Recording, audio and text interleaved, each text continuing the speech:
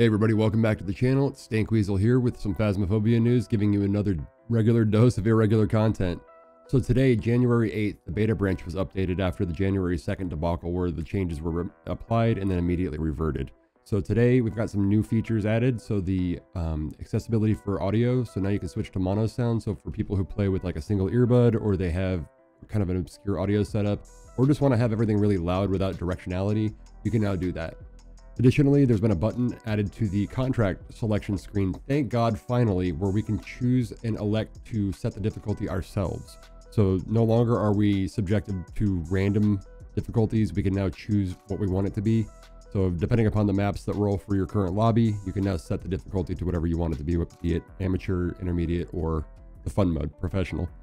Room codes can now be entered via the 10 keypad, so no longer do you have to either click the numbers on the screen or type them across the top of your keyboard. You can now use your 10 keypad respectively.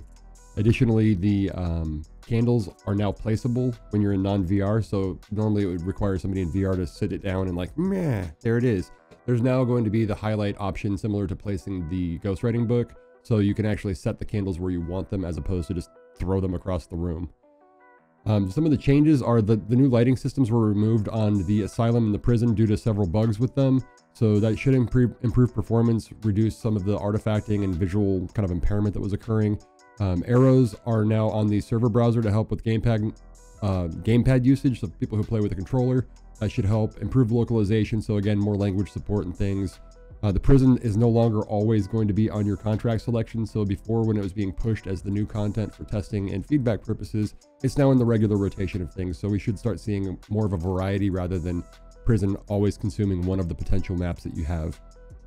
Professional difficulty, you're no longer be told if the ghost responds to groups or if you're alone. So now increasing the difficulty a little bit, it's going to be more on you and your awareness, your team's kind of knowledge of what's going on within the current investigation to determine whether or not do you need to leave somebody alone, or should everybody be in there trying to do something at the same time. So it's almost encouraging us to split up initially and increasing that risk factor we've been looking for. And then the ghost will now walk to your last known location if it's lost sight of you when hunting.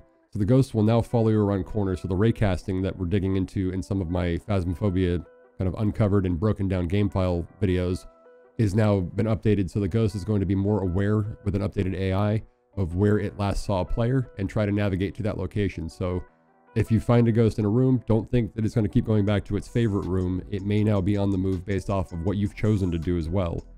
And then there was a couple of fixes that were implemented. So gamepad navigation on the contract screen, so that's again more responsive, easier to use. Potential fix for ghost photos not always registering. We've always had that issue lately, especially where it was like, dude, the ghost is actually in the photo. Why did this not count? I'm literally standing next to this shadowy figure going, in my ear. And then additionally, in prison, there was a bug fixed where the boundary room for the ghost in the different cell blocks wasn't functioning accordingly, and it was causing the ghost to wander into either the bathrooms or the hallways. That's now been resolved. Again, this is a fix on the beta branch specifically, and it will be pushed to the main game once it's been tested and vetted, but make sure you're playing on beta anyway. Why not have the latest and greatest? It's been a lot of fun being able to have these changes kind of pushed in as they come available and not having to kind of just be a passenger waiting for things to come out, such as the new features for faster loading on the larger maps. The lighting, when it was implemented, was looking pretty good, but then obviously it caused some issues with some of the other shaders that need to be updated. And then conversely, having access to just a larger group of population of players, because most people are actually over on the beta. And I'll leave a link down in the description below to my video on how to enable the beta if you haven't figured that out yet.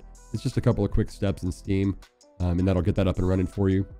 And then, yeah, that's pretty much it. Got another video dropping today on how the ghost orbs work and actually how to implement some more strategic use of the crucifix when you get that contract objective to prevent the ghost hunt with a crucifix. So we've actually figured out from the game files how to make that work a little bit better, so keep an eye out for that one. Don't forget to like and subscribe. Really appreciate all the support. I'm loving the community growth here and all the feedback lately, and happy 2021 everyone. Let me know in the comments below, what are you looking forward to in the game? What would you like to see? I actually found some fun things in the files that I'm going to go ahead and expose, because we've been talking about wanting to capture a ghost for a long time, and it looks like it's either in the works or it was deprecated, but it's still there. So, you know, for those of you who want to play Ghostbusters, it might be on the table. Thanks everyone. Have a great day.